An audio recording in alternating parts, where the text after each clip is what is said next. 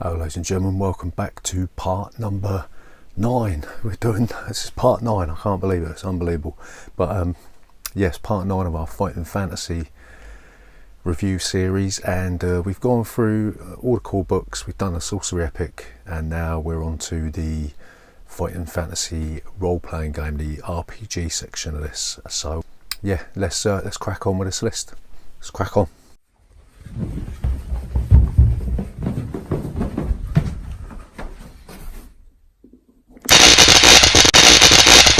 Board Games 4K. So, first book in the series, written in 1984, is the Fighting Fantasy Introductory role-playing game. I ain't got a clue what that is, bursting out the dice, but looks like it's a sort of a tiger with massive ears, and they've even got like a nice little bit of slobber in there for you. So if you want to get a closer look, oh, he's got a big load of gob coming out of his mouth. Look. Anyway, this years ago, when Steve Jackson and Ian Livingstone first approached Puffin, or maybe it was vice versa, maybe they approached them. Anyway,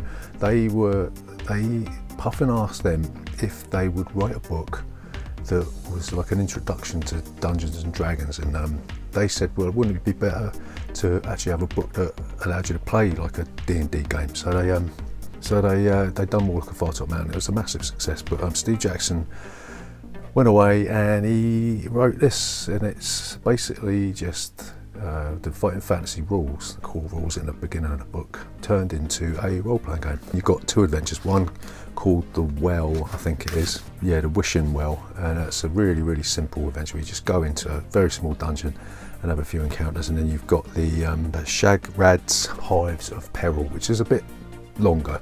So the first one, The Well, has got 18 references, and the last one has got 40 references, and yeah, it's as things go, it's a very basic introduction to role-playing games in general, D&D and stuff. This hits sort of now on the head, and it was really cheap, and it's very, very simple.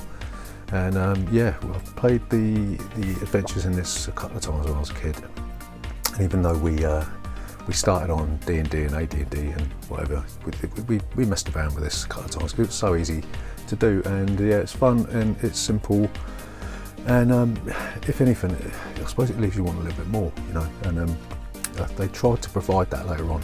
So yeah, Fighting Fantasy, the introductory role-playing game. If you can pick this up for about 25p on eBay, I think, but yeah, don't get put off by that thing flying out the die there. You know, I ain't got a clue what that is. That's quite scary, isn't it? So yeah, after we had the introductory role-playing game, they thought it was a good idea to have an adventure that was a sort of a pre-made adventure for it, a bit like the D&D modules, and they had the Riddling Reaver there, and this was written by Paul Mason, I think it was. Paul Mason and Steve Williams. I think they were responsible for a very, very mediocre Fighting Fantasy book, I think. I'm not sure, I can't remember exactly what it was, but yeah, this one, it's divided into 4 acts. That's what they call it. They divide it into 4 acts. So the acts are called the Curse of Calamere, the Voyage of the Enigma, where you go out on a boat, the Pendulum of Fate, and the Realm of Entropy. And yeah, it's actually not that bad. I mean, one of the things I don't like about it is it's provided in like a standard Fighting Fantasy sort of format, and it's a pain in the neck, you know, whereas D&D, it was in these little pamphlet type things, and you could spread it out and have it in front of you behind the screen. This one, you need, I don't know, you need bookmarks and all sorts of stuff, and it's not ideal. But as an adventure, there's obviously riddles in it, you know, with Riddling Reaver, and it's quite tough actually. You know, some of the puzzles in this are a pain in the neck. But yeah, because it's not a solo game, you can help your players through this, and it's actually quite atmospheric. I mean, I don't like the cover, it's horrible. I mean, look at the Reaver, look, he just looks like a frog. It's a bit like something out of the you know, Paul McCartney and the Frog song. I mean, you know, at least it seems to me that maybe this was rejected as a game book, so they said, look, why don't you stuff the game book? Why don't you just release it as a thing for the role-playing game, just to sort of get more people to buy that? I don't know, but it's not bad and it's not great, and it's at least we've got an adventure now, a proper adventure. So moving on, we move on to 1989. I mean, so we've had 5 years of the simple fighting fantasy book, and Mark Gascoigne decides that he is going to update the series and have advanced fighting fantasy, and he's called it Dungeoneer. And it basically builds on the core rules, gives you more character generation stuff, and it's pretty good. You've got some character classes in there, you've got magic, all sorts of stuff, and it's one thing that always bugged me about this is that they try to turn it into as if you were sort of directing a movie. I mean, like the Dungeon Master geezer is called the director. No, that's just cheesy. It sort of removes that sense of immersion from the role-playing experience, I think. And it's still very, very, very, very simple. I mean, you've got a lot of this is you've got loads of rules for different things in it, and there's also an adventure in the end, and it's directed in scenes and stuff. But again, the fact that this is in a sort of a standard format book is a real pain in the neck. Like, because you had D&D, they come in these big tomes, don't they? And it's nice and easy to you can put them out in front of you. But again, if you're playing this with, like, say you had the fighting fantasy thing with the riddle movie, you have to sort of, 5-finger bookmarks all over the place.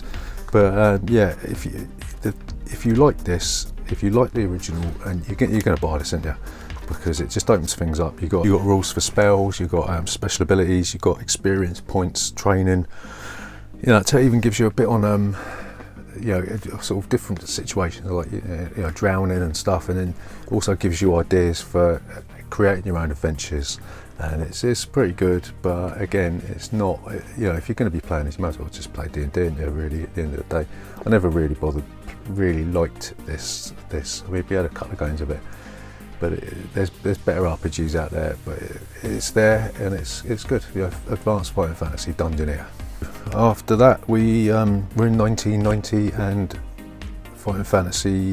advanced fighting fantasy moves over. It's got its first location book, and it's Black Sand, and the cover on this is rubbish because it's got nothing to do with Port Black Sand. So we're in an urban environment, and is it Mark Gascoigne wrote this one again? Probably, and Peter Tamlin as well, whoever that is. So it gives you rules for urban settings, new spells, new abilities, how to design an urban settlement. And it goes through all the bits and bobs about Port Black Sand, all the districts, like the Temple District and the Market District, and it tells you about it's got something about daily life in Port Black Sand, and it's really thick. It's a really thick book, and it's got maps in it and some wonderful artwork by Russ Nicholson, who done the Wall of Fartop Mountain. And Black Sand, I mean, this was reprinted later on, and that's a better book, but so the fact that it's you could use this in conjunction with City of Thieves and Midnight Rogue and all that, and you could also maybe transfer Carre City Port traps to these rules as well, so that's a welcome thing. But again, if you're going to be playing a role-playing game, why would you want to play AFF in this format book? It's daft. They should have done it in the format of Out of Pit and Titan, which we'll get to in a bit.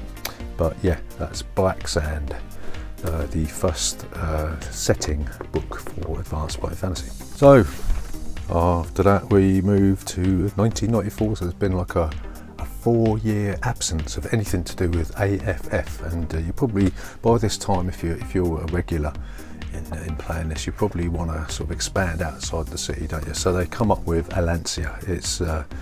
It's a really, really nice cover. If you can see that, it's probably getting blown out there, I don't know. But anyway, advanced fighting fantasy, move to Alancia, and we've got rules for a bit like the expert set in the original D&D, well not OD&D, but the basic D&D. We're moving into the wilderness, and we've got new spells, we've got rules for non-human characters, like even a centaur in there, and trolls. You can play trolls and stuff. And you've got rules. You've got a dedicated bit that tells you about the Atlantean environment and different places in Atlantia, and yeah, you've got even got rules for mass battles and stuff like that. And there's also a nice little adventure in the back of this book, and it really does open it up. But for the third time, I'll tell you again, that this format book for a role-playing game this thick is no good. It's not great, and something that was rectified in the second edition. It's still going, and this book's quite rare actually.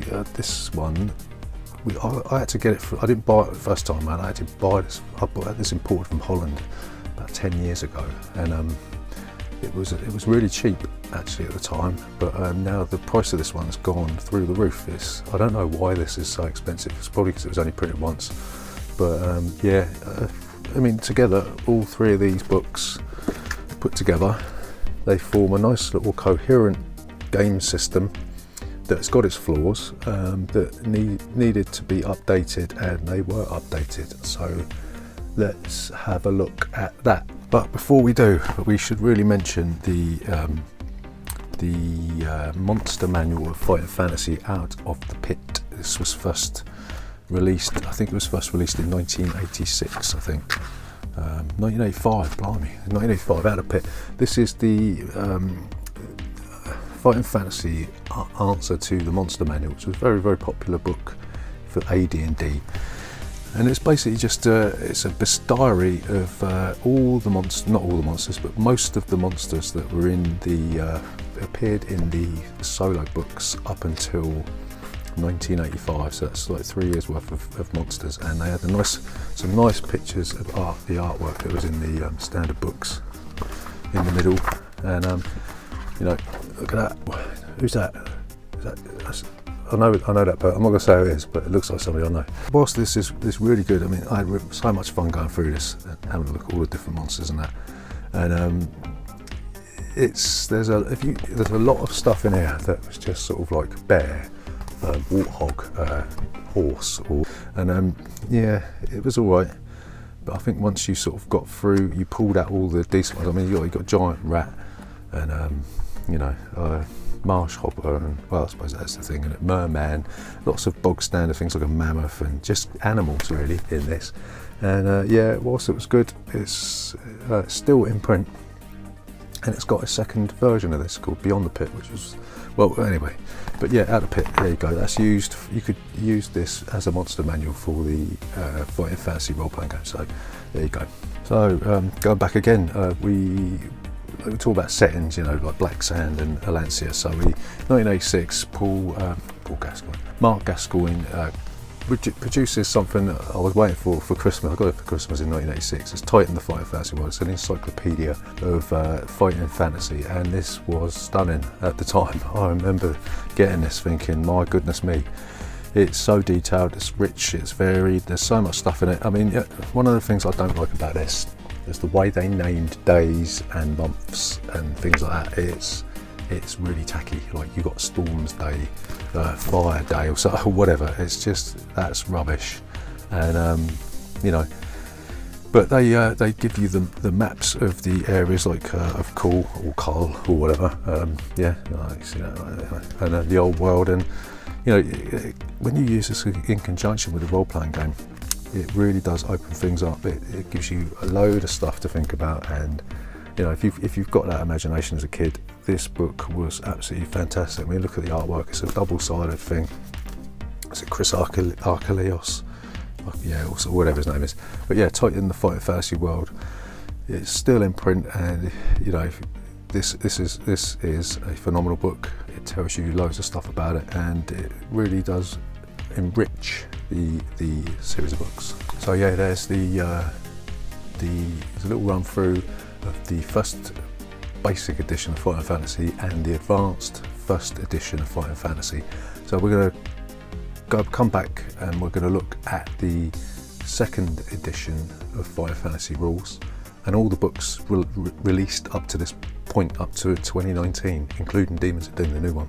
So we're going to come back, we're going to have a look at all the books that have been released for the second edition, and then after that we'll look at maybe Clash of the Princes and you know, some of the maps that have been released and that, and the colouring books that we got over there, and anything else that I could find that I could just tell you about, maybe you don't know it exists, or you know, the anniversary books or whatever. We'll have a look, see what we can dig out, and we'll come back and we'll do that. But if you like this video, if you enjoyed this Final Fantasy series, or anything to do with board games, card games, anything like that, then subscribe to the channel, have a comment, tell us what you think about the video.